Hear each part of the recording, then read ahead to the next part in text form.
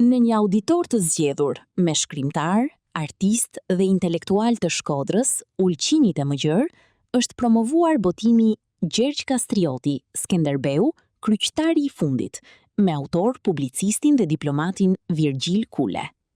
Promovimi është organizuar nga Klubi i Shkrimtarëve, Poetëve e Artistëve, ndërsa në hapje, kryetari Ilmi Kurti ka përcjell mesazhin e rëndësishëm.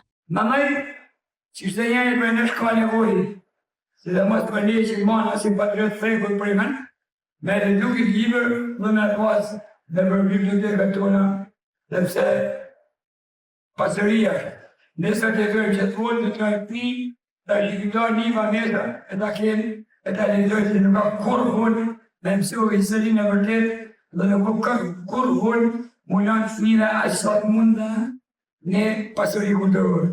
Dhe unë dhe që pasuria kulturore ma shtrajta motori që i këtë.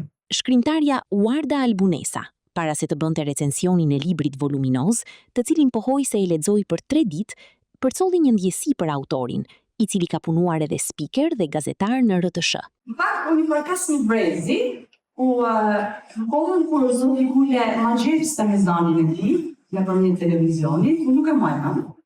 Por janë librat e mi, i cilët kur morën vesh që kisha në dorë librin e zotit Kule, unë alën dhe morën atë kohën e dumu për të shpjegu se sa magjik ishte në gjitha prezentimin që e bante, që është për mua është të tishtë nësi.